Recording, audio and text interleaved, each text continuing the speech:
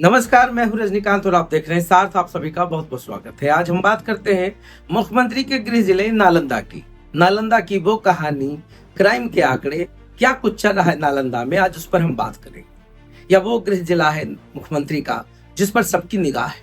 तेजस्वी यादव कई दिनों से, कई महीनों से हमलावर रहे हैं। खास करके हत्याओं के आंकड़े पर उन्होंने हमेशा सवाल उठाए।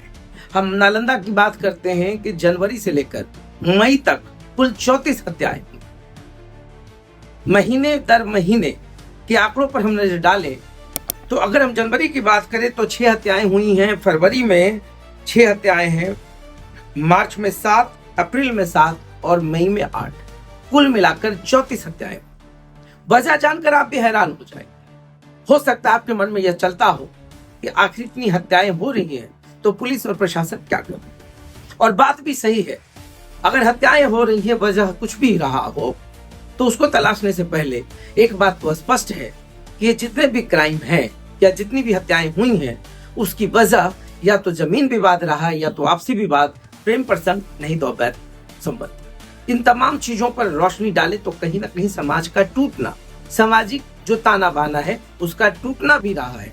भाई भाई की हत्या कर रहा है, जमीन को लेकर के वर्चस्व की लड़ाई है, आपसी विवाद है, पुरानी रंजिश है, ऐसे तमाम मामले सामने आते चले गए। 12 ऐसे मामले हैं जो आपसी विवाद के भेंट चढ़ गए।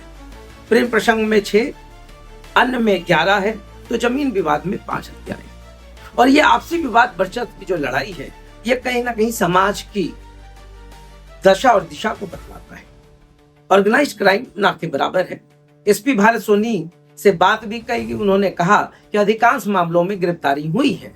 38 हत्याएं तो सिर्फ 2024 में हुई थी। लूट और डकैती में भी गिरावट आया है।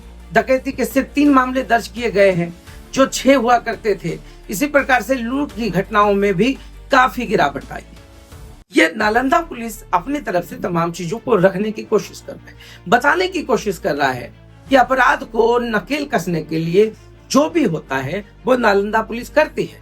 38 लोगों की गिरफ्तारी इस बात की वानगी है कि अधिकांश मामलों में गिरफ्तारियां हुई हैं, मगर सवाल यह उठता है कि इसके इतर भी बहुत सारे मामले ऐसे हो जाते हैं जिस पर नालंदा पुलिस को गंभीरता से सोचना पड़ेगा। बात अगर हम करते हैं, बलात्कार की 2 घटनाओं ने नालंदा पुलिस को बैकफुट पे ढकेला है। फायरिंग, हर्ष फायरिंग और वायरल वीडियोस की कहानी ने भी चीजों को दिखाने की कोशिश की है कि कैसे नालंदा में खुलेआम हथियारों का प्रदर्शन किया गया। हालांकि तमाम लोग गिरफ्तार किए गए, किसी को भी नहीं बख्शा गया। हथियार तस्कर से लेकर तमाम बड़े बड़े जो क्रिमिनल्स हैं उनको सलाखों के पीछे ढकेल दिया गया। बावजूद इसके नालंदा पुलिस को और भी कई चीजों पर होमवर्क करना होगा। नालंदा पुलिस को समझना होगा कि जो भी हत्याएं हो रही हैं या जो हथियारों का प्रदर्शन हो रहा है, कहीं ना कहीं पुलिस का जो डर है, जो खौफ है, वो लोगों के मन में उतना अधिक नहीं है जितना होना चाहिए। मगर फिर भी जितनी भी ऑर्गेनाइज्ड क्राइम की हम बात करें, उस पर नालंदा पुलिस ने बेहतरीन काम किया है। शराब का विकल्प बन चुके ब्राउन शुगर पर भी काफी काम हुआ है। नालंदा पुलिस ने उसमें भी नकेल कसी है। मगर यह विकल्प जो बन रहा है, जो युवा पीढ़ी क्राइम की ओर जा रहे हैं, अब इनको कैसे रोका जाए, एक सामाजिक चिंतन और सामाजिक बहस का विषय है कि कैसे अभिभावक से लेकर पूरे समाज को इन्वॉल्व होना होगा। जगह जगह पर लोगों को एक बहुत बड़े मंच की जरूरत है जहां पर संवाद होना बहुत ही जरूरी है। मगर इन तमाम चीजों के बावजूद अगर हम एसपी की बात करें तो एसपी चलिए सख्त है, हर कुछ है, थानेदार से लेकर हर कोई उनकी बात को बहुत ही गंभीरता से अनुपालन भी करता है। मगर बात फिर आम लोगों की होती है। पुलिस फ्रेंडली का जो कॉन्सेप्ट है वो नालंदा में बहुत हद तक लागू नहीं हो पाएगा। वजह आप भी जानते हैं कि थाना में बड़ा बाबू को छोड़ दिया जाए तो ओडी पदाधिकारी से लेकर छोटे जो अधिकारी हैं उनका व्यवहार कैसा रहता है। अगर व्यवहार कुशलता पे बात करें तो कहीं ना कहीं नालंदा पुलिस में कमी है, जो कि समझना पड़ेगा कि एक आम जन जब आपके पास जाता है तो वो आपकी झिड़की सुनने नहीं जाता, आपकी गाली सुनने नहीं जाता, वो जाता है इस उम्मीद से कि आप न्याय करेंगे। मगर यही टाल मटोल की नीति जो है, कहीं ना कहीं नालंदा पुलिस के ऊपर जो विश्वास होना चाहिए वो ठहरने नहीं देती। ऐसे बहुत सारे मामलों को मैंने अपनी आंखों से देखा है, मैंने अपने हिसाब से समझा है। तो ऐसी स्थिति में अगर हम नालंदा पुलिस की बात करें, अगर पुलिसिंग की बात करें, तो जो फ्रेंडली पुलिसिंग की बात होती है वहां पर कहीं ना कहीं नालंदा पुलिस कमजोर है। ऐसे बहुत सारे लोग हैं, छोटे बड़े अधिकारी हैं, छोटे अधिकारियों का एक व्यक्ति है और सब लोग इन्वॉल्व है। इन्वेस्टिगेशन से लेकर हर जगहों पर हर कोई का एक पर्सनल अटैचमेंट हो चुका है, जो कहीं ना कहीं पुलिसिंग को कमजोर करता है। और ये नालंदा पुलिस को समझना होगा। प्रयोग का समय है, संजोग का समय बार बार नहीं होता है। आप अच्छे पुलिसिंग के लिए प्रयोग करें, कोई दिक्कत नहीं है।